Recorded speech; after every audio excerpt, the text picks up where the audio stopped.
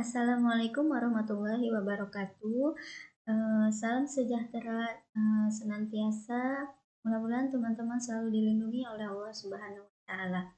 Nah, perkenalkan nama saya Siti Hardiana dari Prodi Akuntansi kelas 6 Shift 2 pagi.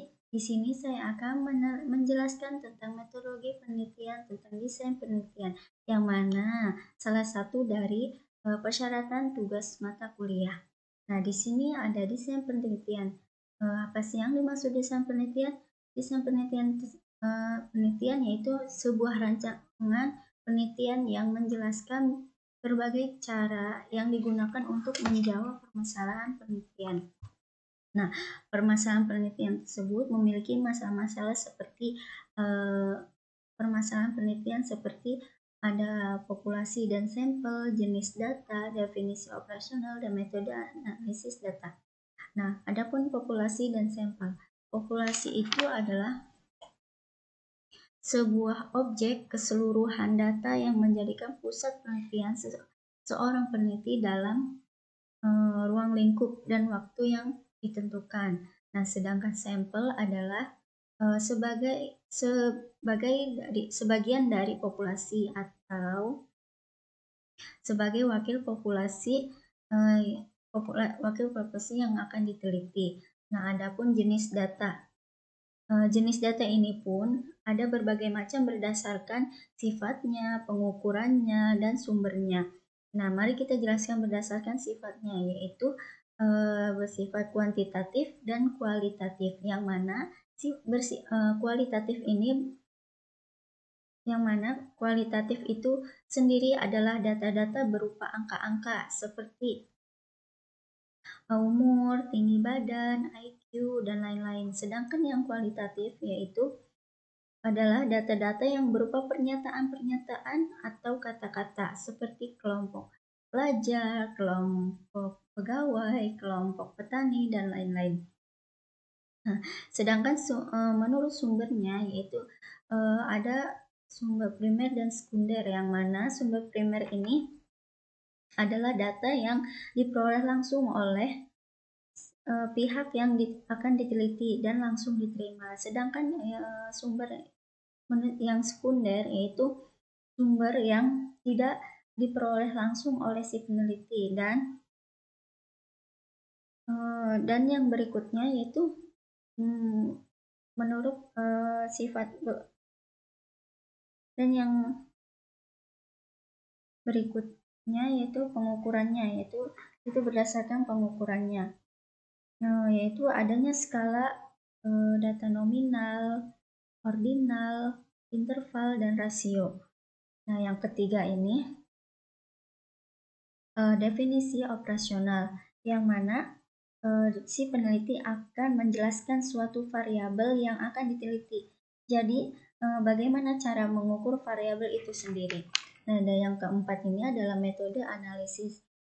Metode analisis ini di mana si peneliti akan menjelaskan bagaimana dari proses analisis data tersebut dan disimpulkan secara berurutan. Nah, setelah disimpulkan secara berurutan, maka mengalami suatu proses dan diambillah menghasilkan kesimpulan serta ditentukanlah suatu keputusan. Nah, selanjutnya itu ada definisi operasional. Definisi operasional adalah cara untuk mengukur variabel dengan menggunakan berbagai skala. Nah, macam-macam skala pengukurannya itu telah dijelaskan sebelumnya. Ada skala nominal, ordinal, interval, dan rasio. Mari kita jelaskan satu persatu. Nah, adapun yang pertama yaitu skala interval atau Likert, yang mana skala Likert ini digunakan untuk mengukur sikap, pendapatan, dan persepsi seseorang atau sekelompok orang tentang fenomena. Nah, di dalam skala Likert ini terdapat variabel yang dijabarkan sebagai indikator. Kemudian indikator ini akan menjadikan item-item pertanyaan. Nah, jawaban item pertanyaan ini di setiap itemnya itu akan mempunyai instrumen dan mempunyai gradasi yang berbeda-beda dari mulai sangat positif sampai dengan sangat negatif. Nah, adapun skala Likert yang menurut contoh alternatif jawaban dalam skala Likert itu terdapat sangat setuju, setuju, ragu-ragu, tidak setuju, sangat tidak setuju, atau mungkin sangat positif, positif, negatif, sangat negatif, dan ada juga selalu, sering, kadang-kadang, tidak pernah, sangat baik, baik, tidak baik, dan sangat tidak baik. Nah, skala Likert ini kan mempunyai gradasi. Nah, dari yang memiliki gradasi dari yang paling tinggi hingga paling rendah.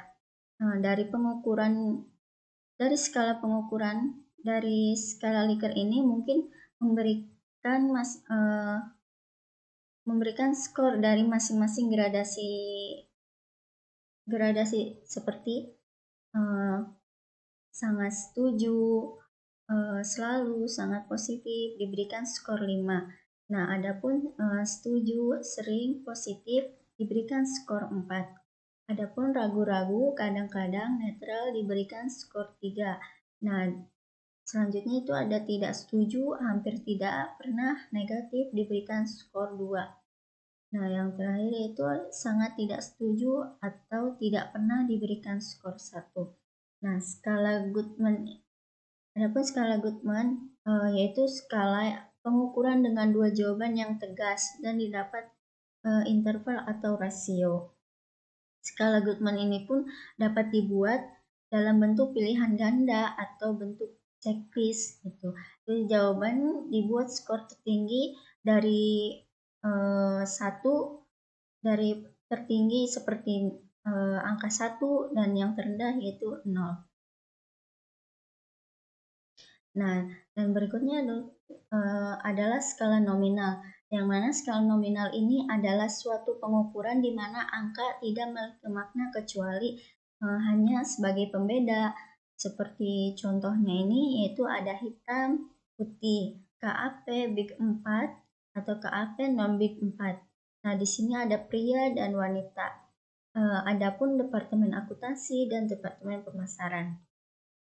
Nah, dan yang keempat ini ada skala ordinal, yang mana skala ordinal ini memiliki makna rating seperti jawaban tingkat pertanyaan bertingkat. Nah, seperti berkaitan dengan juara. Nah, adapun yang juara satu jika juara 1.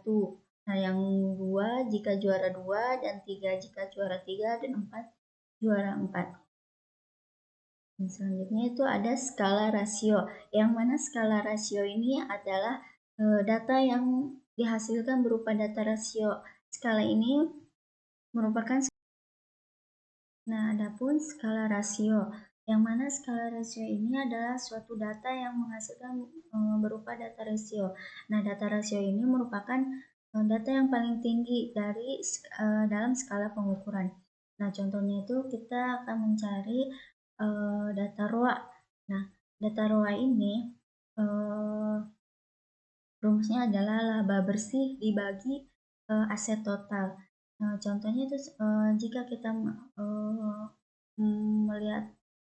menghitung sebuah laporan keuangan, itu dilihat dari laba bersihnya berapa dan dibagi aset totalnya berapa.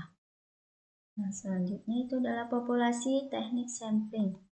Nah, populasi di sini ada populasi dan sampel. Yang mana populasi itu sebuah generalisasi yang terdiri dari objek atau subjek yang mempunyai kuantitas dan karakteristik tertentu, yang mana yang akan ditetapkan oleh si peneliti untuk dipelajari dan kemudian ditarik menjadi kesimpulan. Sedangkan sampel adalah sebagian dari jumlah dan karakteristik yang dimiliki oleh si populasi. Selanjutnya itu ada teknik sampling, yang mana teknik sampling ini adalah sebuah pengambilan sampel. Nah, secara skematis, teknik sampling ini terdapat dua bagian. Ada bagian probability sampling dan non-probability sampling. Nah, mari kita jelaskan satu persatu. Di sini ada teknik probability sampling, yang mana probability sampling ini merupakan sampling yang memberikan peluang bagi setiap unsur-unsur atau anggota populasi yang akan dipilih menjadi anggota sampel. Nah, teknik ini meliputi sebagai berikut seperti simple random sampling. Nah, dikatakan di sini adalah simple, yang mana artinya adalah sederhana. Nah, karena pengambilan sampel anggota populasinya secara acak tanpa memperhatikan strata dalam populasi tersebut, maka cara demikian dilakukan anggota populasi yang dianggap sebagai homogen, seperti itu. Nah, adapun stratified random sampling, yang mana di sini teknik yang digunakan ini populasinya mempunyai anggota atau unsur yang tidak memiliki bersifat tidak homogen dan berstrata secara proporsional. Nah, adapun di suatu organisasi yang mempunyai pegawai yang berlatar belakangnya adalah sebuah pendidikan. Nah, contohnya itu adalah di sini populasi yang S1 berjumlah 50, yang SM adalah 300, dan SMK berjumlah 500, yang SMP berjumlah 100, dan SD berjumlah 50. Yang mana S1 ini diambil sampelnya atau diambil sebagiannya. S1 itu 14, SM itu 85, SMK itu 130. Nah, yang SMP ini 28 dan SD 14. Nah, selanjutnya, ada disproportionate stratified random sampling, di mana teknik ini digunakan untuk menentukan jumlah sampel jika populasi atau stratanya tetapi kurang proporsional. Nah, seperti contohnya, dari lulusan S3 itu ada 3 orang, dan S2 ini 4 orang, dan S1 ini 90 orang. Sedangkan yang SMU itu 800 orang, dan yang SMP 700 orang. Nah, maka dari 3 lulusan S3 dan S4, lulusan S3 dan S4, 4 orang, dan S2 itu diambil semuanya karena memiliki sampel yang sedikit itu. Jadi karena dua kelompok ini terlalu kecil, maka jika dibandingkan dengan kelompok S1, SMU, dan SMP ini tidak akan sama, jadi di bawah semua ininya. Di sini pun ada tahapan yaitu yang selanjutnya itu area sampling atau cluster sampling, yang mana teknik sampling ini untuk menentukan sampel bila objek yang akan diteliti atau sumbernya itu sangat luas. Nah, seperti penduduk dari suatu negara, provinsi, atau kabupaten. Nah, untuk menentukan penduduk mana yang akan dijadikan sumber data. Nah, pengambilan sampelnya itu berdasarkan populasi yang ditetapkan. Misal, populasi daerah ini adalah ada daerah A, B, C, D, E, F, G, H, I, sampai I. Nah, di sini ada populasi daerah, beberapa populasi daerah yang mana akan diambil secara random untuk menuju tahapan sampel daerahnya. Di sini tahapan yang pertamanya ada sampel A, C, D, G, dan F. Nah, dari sampel yang telah diambil pertama ini akan diambil lagi dengan secara random atau tahapan selanjutnya sampai ke sampel per individunya. Nah, yang kedua ini ada non-probability sampling, yang mana teknik ini tidak memberikan peluang atau kesempatan yang sama bagi setiap unsur atau anggota populasi untuk dipilih menjadi sampel. Nah, di sini antaranya itu ada sampel sistematis.